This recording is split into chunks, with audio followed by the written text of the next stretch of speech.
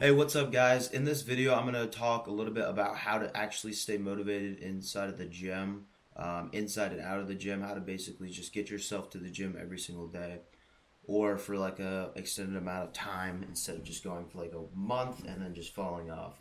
I get this question like all the time. It's always flooding my DMs and stuff, and it's probably the number one question that like a lot of people have for people who, have consistently been to the gym.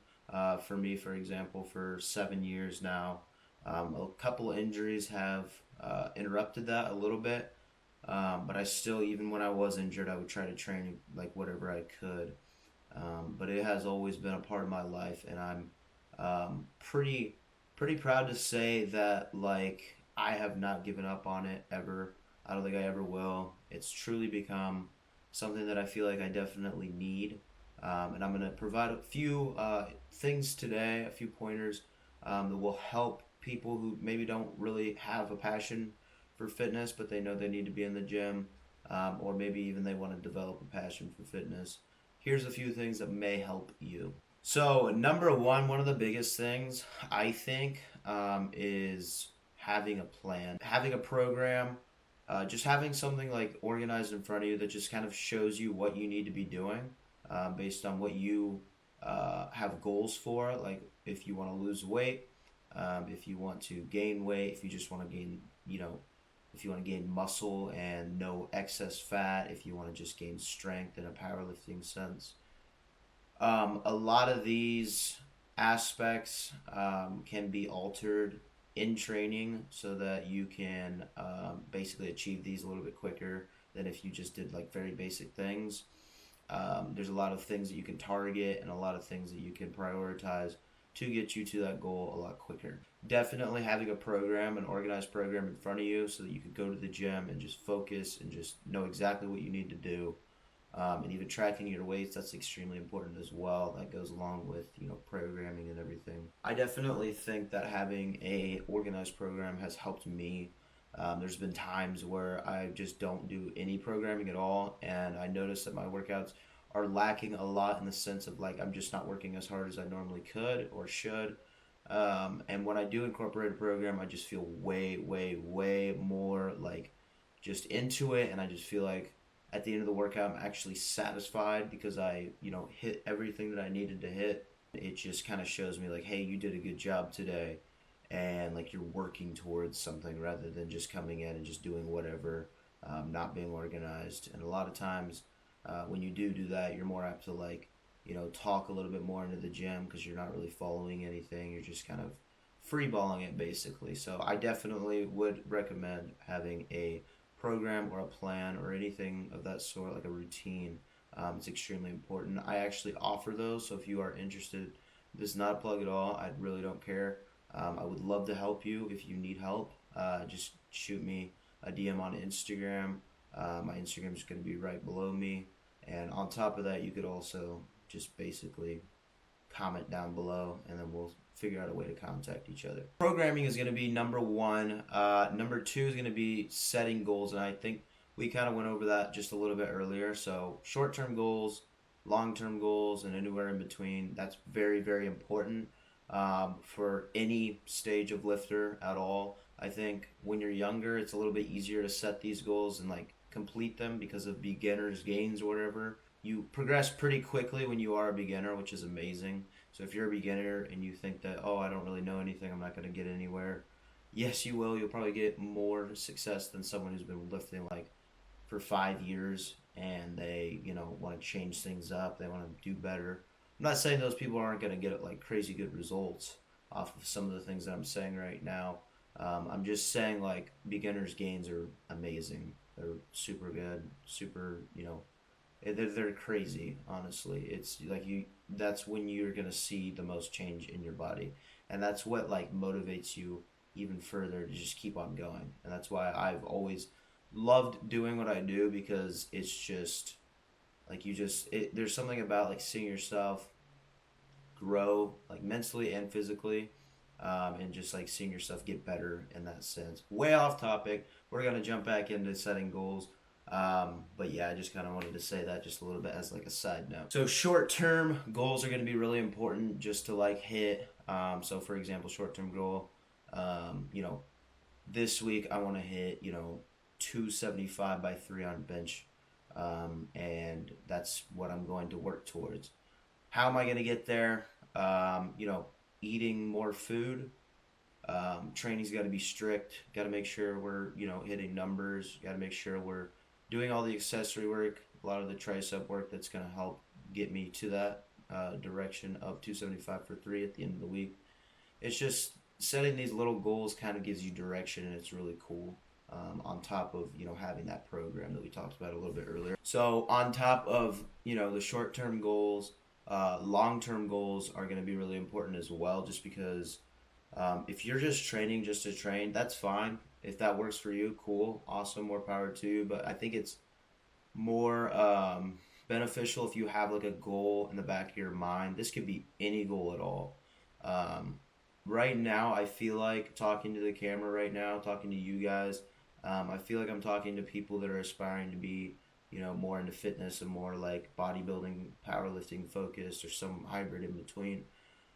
But like, if you are listening to this and you're a runner and you want to train for like a huge like marathon or a 3 hour run, I don't know exactly like what you specifically want to do, but like having these long term goals will get you to that point eventually, and just like working towards it one step at a time, and just seeing yourself, like I said a little bit earlier, like just keep building and keep on like getting better, and you can see that is really going to give you the confidence just to keep moving forward, basically, and the drive to keep moving forward. So, after we addressed both the training programs and the goals, short term and long term goals, another important thing, and I'm not going to spend too much time talking about this because it's kind of decently obvious, but it could vary amongst people, and it definitely varies for me, is having a training partner.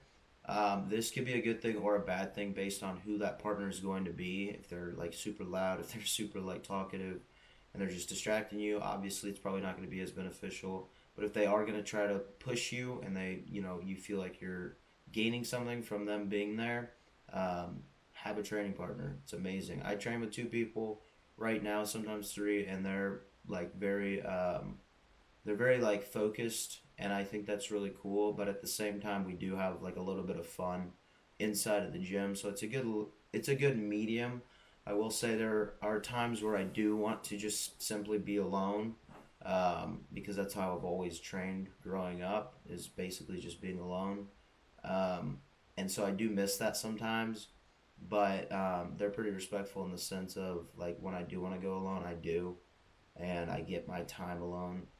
But I also train with them, and it's really beneficial and it's really cool. So having a training partner definitely could help. I would recommend that if you feel like you just need someone to be held accountable, or you need someone to like hold you accountable for, being inside of the gym and just hitting good workouts and just doing everything that your plan or whatever you are focusing on doing while you're inside of the gym.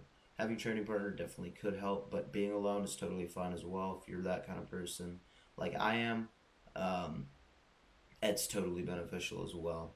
And last but not least, probably the most important thing to realize is that being inside of the gym and just, having motivation inside of the gym doesn't always happen based on motivation. It's always about the drive.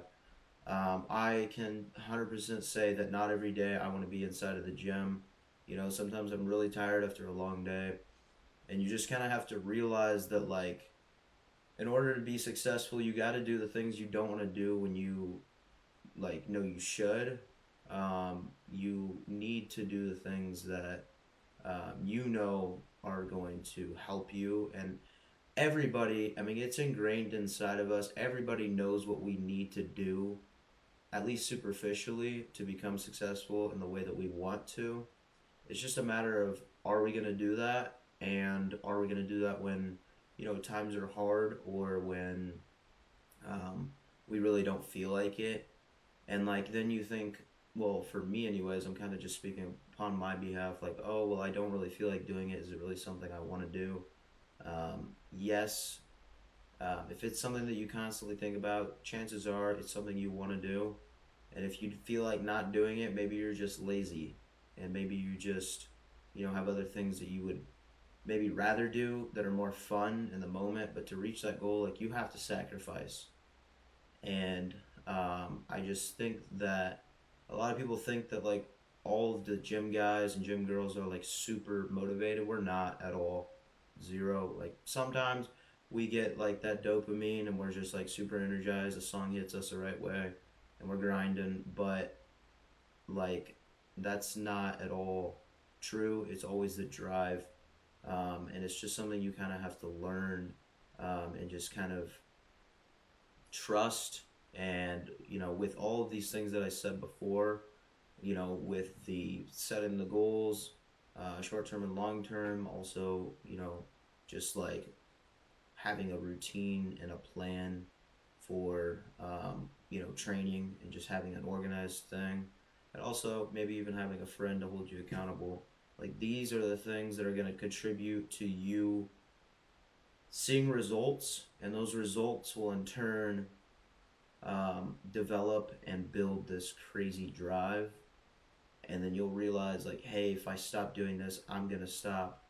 Like, this is going to stream off into other areas of my life, and I'm not going to work as hard in these areas, because the only reason why I'm working hard in these areas is because I learned before, while working out, like, if I work hard in this sense, like, I'm going to learn a lot. I'm going to get bigger. I'm going to get stronger and just better mentally, physically, and emotionally, and everything.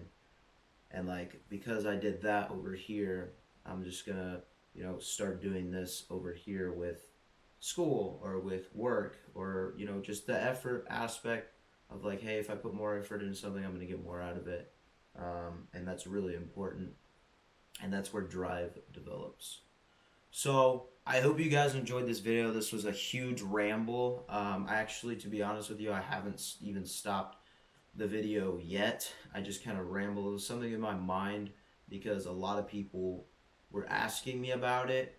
Um, like, I had a few people even in the gym ask me about it, and on top of that, I had, DMs about it, and I even